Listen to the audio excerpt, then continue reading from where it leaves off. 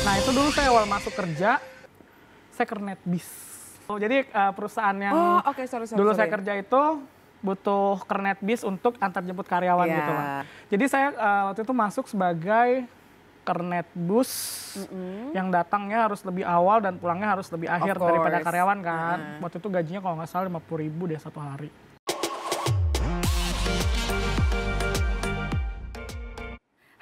Citizen, how are you and welcome back on iTalk only on www.insertlife.com when someone's story is a history and always with me Maria Christy. Hari ini di situasi Mampang tuh lagi hujan-hujannya. Nah biasanya para budak korporat dalam konten bintang tamu Christy, ini bukan saya ngomong ya, tapi dalam konten bintang tamu Christy ini merupakan momen-momen di mana teman-teman budak korporat ini meminta izin, gak enak badan, bad pill, radang dan lain-lain dengan alasan-alasan yang kocak. Karena memang konten dari bintang tamu Christy bercerita mengenai corporate life, terus juga bercerita mengenai kehidupan rumah tangga, terutama ibu mertua, dan banyak fenomena yang lain. Dan mudah-mudahan kalau Christy nggak salah, dia kayaknya for the first time datang ke sebuah podcast and we are thankful bahwa dia ada di sini sore hari ini. So please welcome on studio Abah Didi.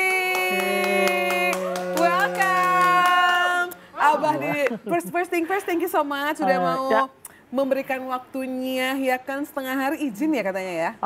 Ya izin tadi sih. Izinnya apa? Izin sakit pakai inhaler atau gimana? Ini kebetulan karena nanti bakalan tayang, jadi gue izin beneran ke studio Trans TV sih. Kecuali kalau off air baru gue izinnya pakai sakit gitu-gitu. Ketahuan dong alasannya, enggak ya?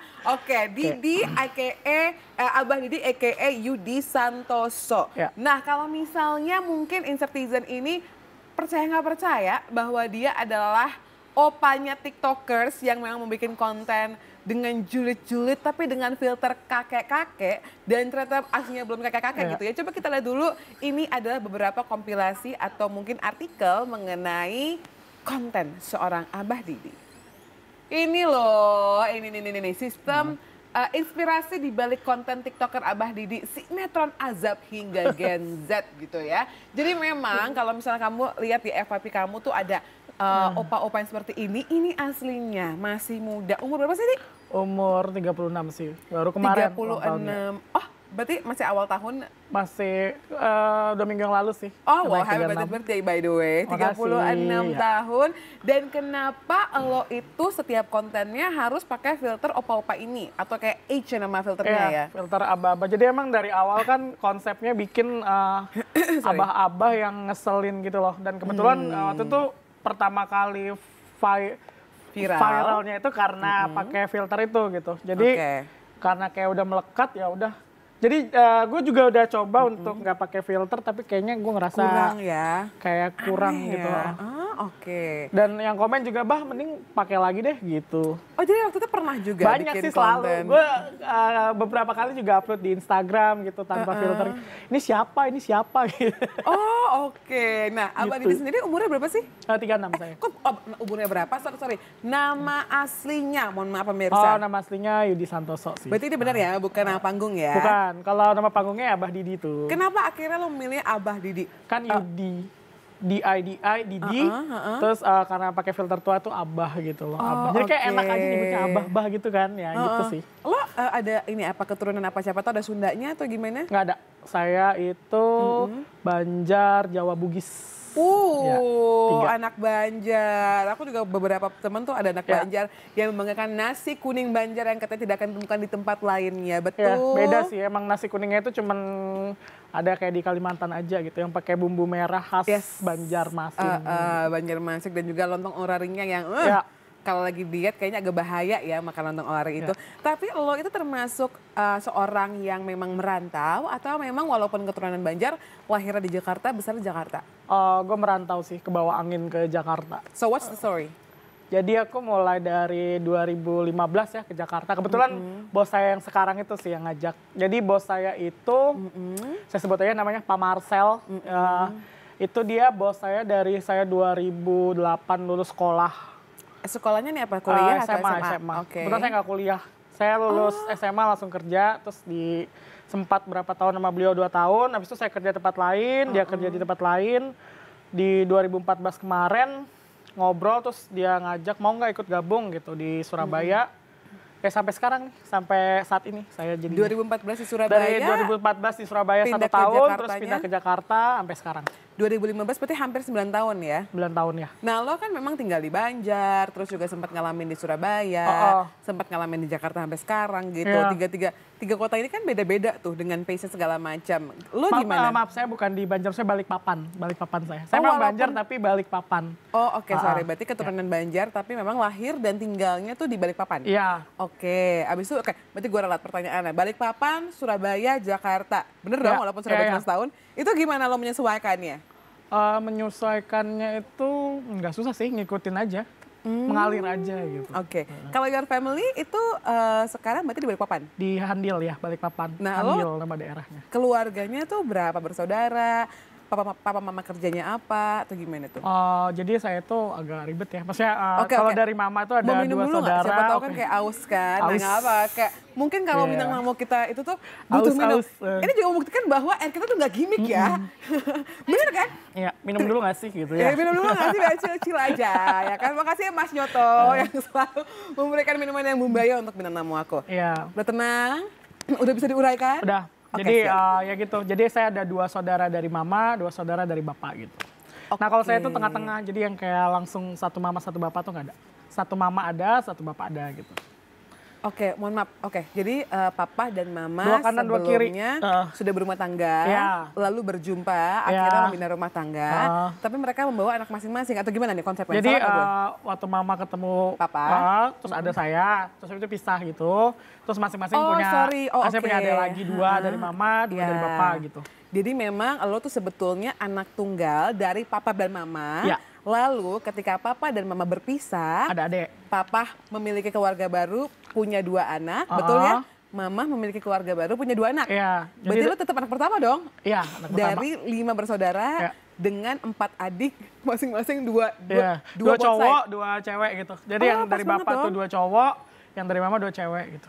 Gimana lo berkembang dengan, kalau boleh cerita, papa sama mama pisah kapan dan lo ikut ke siapa? Zaman gue kecil sih kayak dulu. Kecil banget, gue gak tahu. Masih zaman gue bayi. Lo besarnya sama siapa berarti? Sama oma? Ada ibu. Jadi agak ribet sih, jadi ada lagi ibu. Ibu itu kakaknya mamaku. Tante. Tapi aku nyebutnya ibu. Tenang aja, chill. Jadi aku orang tua itu ada 3 jadinya. Ada bapak, ada mama, ada ibu. Ada lagi suaminya ibu gitu. Of course. Ada istrinya bapak gitu. Kalau suaminya mama udah meninggal. Oke, I get the point. Jadi tante lo juga punya suami, betul dong? Lalu dari pihak bokap lo nikah itu ada istri. Ya. Nah nyokap lo nikah dengan suami tapi suaminya sudah berpulang. Iya. Betul kan? Iya betul. Walaupun rumit tapi aku untung bisa menanggapinya. So how's the childhood, gimana masa kecil dari seorang Abah Didi? Masa kecilku sih fun ya, asik ya, sesuai seperti anak kecil pada umumnya. Cuman mungkin ada sedikit perjuangan karena kan gue bukan dari keluarga yang utuh ya gitu. Jadi kayak mau tumbuh besar kayak anak-anak pada umumnya itu agak berbeda gitu. Yang kayak anak kecil bisa dekat dengan bapaknya gitu. Itu kayak kalau buat saya itu nggak relate. Film Keluarga Cemara itu buat saya nggak relate. Gitu. Jadi ya kayak gitulah. Tapi ya tumbuh besar seperti sekarang. Puji Tuhan gitu ya. Tapi waktu pada saat lo dirawat sama ibu dan juga suaminya gitu, which is your aunt and uncle, itu gimana? Apakah bokap nyokap lo juga masih tetap membantu atau mungkin lo termasuk yang kayak wah bokap nyokap gue sih memang udah fokus sama keluarga masing-masing ya atau gimana tuh? Ya bokap sih bantu sih, bantu sesuai porsinya, nyokap juga gitu. Memang karena kan jadi kebetulan ibu dulu tuh juga dia emang nggak punya anak, jadi ya gue jadi anaknya gitu. Gimana kabar ibu sekarang masih? Alhamdulillah sih sehat sih. Masih sering kontak dong pasti? Sering, selalu. Tinggalnya di Balikpapan? Tinggalnya di Handil, Balikpapan. And then how's the... Semuanya sih baik, kontak komunikasinya baik sih. Nggak ada yang ini ya, nggak ada yang ada yang kayak dendam-dendam gitu nggak ada. Oh gitu sama Dedek? Ya, kalau orang kan ada kan kayak gitu-gitu, gue nggak ada sih. Semua baik kok. Oke. Dengan bapak baik, dengan istrinya bapak juga baik. Gitu. Puji Tuhan, alhamdulillah gitu ya. Yeah. Terus setelah keluarga, and thank you for sharing your story by the way. And then how's masa sekolah seorang Didi? Apakah termasuk yang kayak, lo kan konten lu lurus-lurus tuh, aja gitu ya. konten lu tuh sebenarnya adalah julid-julid smart kalau gue bilang, karena bisa relate dan akhirnya terbukti bahwa orang banyak yang connect gitu kan. Nah, lo termasuk yang mengamati atau yang aku lebih mengamati diri sendiri sih. Jadi kayak banyak hal-hal toksik dari diri sendiri aja yang dinaikin gitu. Ya ada beberapa dari orang juga sih gitu. Lucu aja deh emangnya. Jadi kayak yang ya contohnya interview di jam kerja, ngeprint pakai fasilitas kantor, itu kan kayak semua orang juga melakukan itu gitu. Ya terus apa ya, izin-izin pakai alasan palsu. Jadi hal-hal sepele, bukan hal sepele sih, maksudnya hal-hal yang biasa terjadi di kehidupan sehari-hari aja gitu. Cuman begitu diangkat terus ditambahin sedikit-sedikit agak julid gitu, jadi kayak lucu gitu ya. Oke. Gitu. And then ketika lo sudah mulai berkarir dan udah mulai mengamati bagaimana kehidupan perkantoran itu ya, Di. Ya. Gue pengen tahu pada saat lo termasuk orang yang setelah lulus SMA langsung kerja. Masuk ke dunia kerja itu langsung ke oil and gas atau gimana? Ya langsung. Wow, Langsung. gimana ceritanya? Karena kan susah loh. Itu sebenarnya agak rumit. Itu sebenarnya ada cerita sedih dikit sih. Jadi ya, gue masuk nggak yang kayak orang langsung bisa dapat posisi bagus, enak gitu. Kalau sekarang kan posisi saya itu procurement and logistik, lebih ke ngurusin shipping barang sama ekspor impornya juga gitu. Contohnya kayak sekarang lagi berjalan nih, saya lagi ngurusin pengiriman kompresor dari US ke sini gitu. Nah itu dulu saya awal masuk kerja, saya kernet bis. Jadi lulus tidak ditawarin kerja gitu kan. Lu mau kerja nggak gitu. Jadi kernet bisnya perusahaan itu. Jadi perusahaan yang dulu saya kerja itu butuh kernet bis untuk antar jemput karyawan gitu lah. Masuklah saya pada saat itu gitu. Ini lanjut ya ceritanya. Lanjut dong, ini gue dengerin. Nah, ini gue belum pernah cerita ke siapapun sih. Maksudnya ke publik saya belum pernah cerita. Jadi itu first time ke podcast juga? Podcast sudah 2 kali, cuman ini saya belum pernah cerita. Jadi saya waktu itu masuk sebagai kernet bus yang datangnya harus lebih awal dan pulangnya harus lebih akhir daripada karyawan kan. Waktu itu gajinya kalau nggak salah 50.000 deh 1 hari. Oh nice dong. Iya. Nice dong. Ya gue kerja aja gitu. Nah ada satu ketika, jadi sorry tuh saya, ini 2008 nih ya? 2007-nya. 2008 ya? Iya kan lo bilang tadi baru pertama kali kerja 2008. Terus?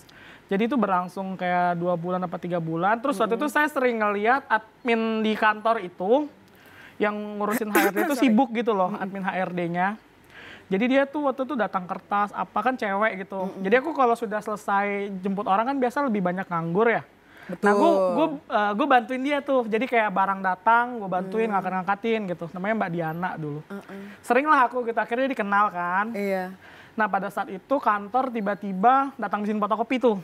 Buat fasilitas itu kan. Terus nggak ada operatornya. Nah aku sering di situ, sering dekat-dekat situ lah ya. Terus di hire lah sama si HRD-nya itu, kamu mau nggak jadi operator fotokopi ini gitu. Ah serius? Ya. Jadi dari kernet bis, bantu-bantuan fotokopi ya. Ada di dekat fotokopi, mereka lagi butuh operator fotokopi, lu hadir lah di situ ya. Jadi dari kernet bus naik ke operator fotokopi, and then di situ di sebelah fotokopi itu ada lagi komputer publik. Jadi pada saat itu kan internet nggak semantep sekarang ya. Jadi kayak nggak semua orang bisa akses masih gitu. Komputer yang tabung tuh kayaknya ya. Iya, komputer tabung. Nah gue nggak bisa komputer ya pada saat itu. Karena gue juga sekolah kan juga sekolah-sekolah swasta biasa banget. Jadi gue situ gue mulai belajar buka-buka. Waktu itu zaman masih Friendster sama Facebook. Agak lampau ya. Ya kayak gitu, terus abis itu lanjut nih. Lanjut akhirnya gue sering bantuin Mbak Diana, gue belajar administrasi sama dia. Akhirnya gaji gue beliin laptop, waktu itu laptop bekas gitu lah, buat belajar aja. Akhirnya gue mulai menguasain beberapa program komputer. Long story short? Ya berjalan sampai sekarang gini gitu. Jadi setelah itu, bahkan kalau nggak salah terakhir itu kan saya jadi asistennya Mbak Diana ini ya, asisten HRD kan. Jadi gue ngikutin ritme pekerjaan, ngimbangin dia sampai waktu itu proyeknya selesai. Jadi kayak perusahaan tuh mau milih ngurangin orang gitu loh. Jadi antara si Mbak Diana ini atau si saya yang di cut. Akhirnya kalau nggak salah perusahaan milihnya jadi yang si Mbak Diana ini yang di cut gitu. Jadi ya gue nggak ngerti lah. Mungkin ya nggak tahu. Tapi Mbak Diana hubungannya baik? Baik. Jadi setelah itu pun aku setelah proyek itu selesai pun aku kerja bareng sama Mbak Diana lagi. Jadi gue dapat kerjaan baru di batubara, di tambang. Si Mbak Diana itu gue ajak gitu. Oh nice, tepuk tangan dong buat si Ayah Didi. Gila, Nah, hebat jadi banget ya love loh. story ya itu sampai ya gue berjalan aja sih. Apa yang bisa dikerjain. Ini juga kita punya foto, ini adalah foto pada saat lo kerja di Ini di Cilegon. Waktu itu project Husky Sinok. perusahaan yang di Surabaya apa Jakarta? Ini di Cilegon. Perusahaan lo pada saat itu yang lo ngantor Di Jakarta yang sekarang. Oh sekarang ini Kalau lah ini di ya. Kalimantan, di Balikpapan. Ini kan pada saat lo ke ininya kan, ke proyeknya Proyek, dong. ya. Oke. Ini Animora Bakau. Memantau dan segala macam ya, laki banget ya Bo Laki kerjaannya, banget. bukan lagi lo Abah Didi ini no play gitu ya. Tapi gue penasaran kenapa lo bisa sat-set itu, maksud gue hebat banget lo dari kernet, and then lo bantuin orang. Makanya kan, apa gue bilang kan, kita tuh harus kerja dari sat-set, tau gak? Ini yang sering Yang bisa dikerjain, ini yang sering gue gaungkan nih ke anak-anak iTalk ya, yang kerja bersama tuh kayak, kita tuh harus sat-set, kita harus pintar membaca situasi, kita harus bisa mengerti orang. Karena kalau lu misalnya, males gue bantuin Mbak Diana. Itu kalau dulu gue berpikir seperti itu, gue gak akan ada di sini. Iya, lu gak akan maju. Jadi si Mbak Diana juga gak minta tolong sih, gak minta, bantuin gue angkatin. Enggak, jadi gue karena cewek kan, kesian ngangkat-ngangkatin kertas satu box gitu. Jadi gue ikut-ikut ngangkat-ngangkat gitu. Dan maksudnya itu berulang gitu loh, Bo. Lo juga di masih fotokopi, and then dari gaji lo yang mungkin nggak bener-bener lagi masih susah, masih baru newbie guys gitu kan, masih newbie. Lo nabung buat beli laptop, belajar laptop sendiri. Lo tuh punya kemauan besar. Apa yang jadi motivasi lo? Apakah lo memang kayak wah pokoknya gue harus sukses sedini mungkin, atau memang lo punya prinsip yang lain sampai yang akhirnya membuat lo tuh di jenjang karir tuh bisa cepet naik gitu loh? Sebenarnya sih gue nggak punya kalau dibilang target gue harus sampai di mana gitu, gue nggak pernah ada target. Jadi kayak ya udah jalan aja gitu. Ya gue pengen bisa, contoh gue pengen bisa kripto, gue belajarin kayak gitu gitulah. Jadi ketika gue pengen belajar sesuatu, gue bener-bener serius belajarin itu gitu. Nah di lo sendiri kan memang sering banget di konten lo tuh berbagi point of view pekerjaan dengan cara lo ya, misalnya menyindir dan lain-lain. Tapi menurut seorang Abah Didi yang sudah bisa kayak pekerjaannya tuh luar biasa lah menurut gue ya untuk seorang lulusan SMA dan mau giat belajar. Apa yang menjadi faktor penting untuk seseorang tuh bisa melaju pesat di pekerjaannya dan pastinya rezekinya juga lancar serta barokah ya kan? Yang pertama jujur, yang kedua itu jangan milih-milih pekerjaan sih kalau menurut saya. Jadi begitu lu dikasih kerjaan ya kerjain aja gitu. Iya. Sungguh-sungguh. Apalagi maksudnya lo tuh dalam posisi yang masih muda. Wih takut banget tuh. Masih muda, masih mencari pekerjaan gitu kan. Ya gue selalu berpikiran kayak gitu. Jadi kayak kalau ketika gue lagi capek banget, gue mikir lagi kayak lebih capek lagi kalau gue cari kerja gitu. Jadi gue kerjain aja apapun yang bisa gue kerjain gitu. Nah lo kan lulus SMA umur 18 tahun, sekarang udah 36 gitu kan. Berarti udah lumayan lama juga kerja kan.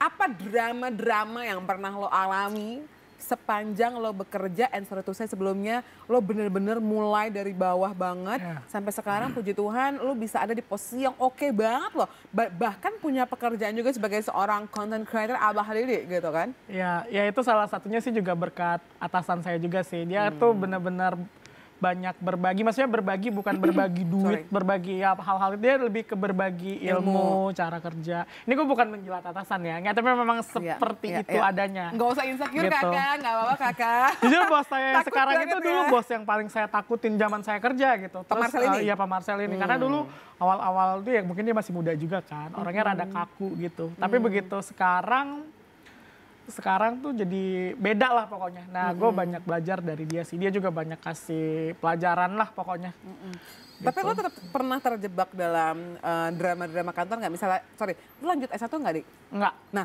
maksudnya kan ketika orang misalnya tahu dan bertanya gitu kan, ada lo paham kan maksud gue? Point of view yang kayak, wah kok bisa ya gini-gini? Pasti selalu kan orang berpikir, gitu. SMA, sementara asisten lo atau bawahan lo tuh lulusannya sekolah. Ya sering terjadi sih, di beberapa proyek gue bahkan punya dulu waktu gue di Kalimantan, satu timku itu semuanya lulusan universitas bagus-bagus ya.